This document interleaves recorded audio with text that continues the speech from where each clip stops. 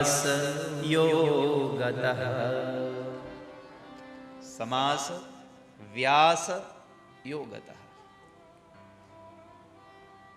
દાદા, તમે ધર્મરાજને દાન ધર્મ, રાજ ધર્મ, મોક્ષ ધર્મ, સ્ત્રી ધર્મ અને ભગવત ધર્મનો તમે ઉપદેશ આપો. દાદાએ કહ્યું કે પ્રભુ, આ તમે મને શું કામ કહો છો?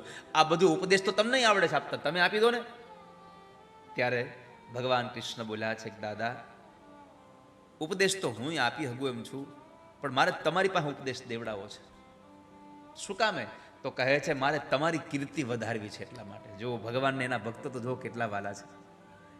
પોતાની કીર્તિ નથી જોઈતી મારે, મને તમારી કીર્તિ વધે એના માટે હું તમારી પાસે આવ્યો છું. તમે આને બધું ધર્મનો ઉપદેશ આપી દો. અને તમારી કીર્તિ વધારવી છે એનું એકમાત્ર કારણ છે, તમારા જન્મથી લઈને આજ દિવસ સુધીમાં તમારામાં કોઈ પણ માણસે હજી કોઈ ભૂલને શોધી નથી શક્યો. કૃષ્ણ બોલે છે,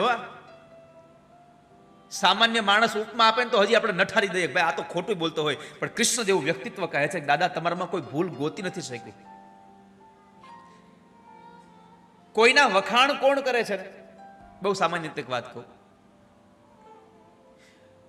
બંદૂકની જે ગોળી છે એ ગોળીની કિંમત જેટલી છે ને એના કરતા એ હેમાંથી નીકળે છે ને એની કિંમત બહુ મોટી છે.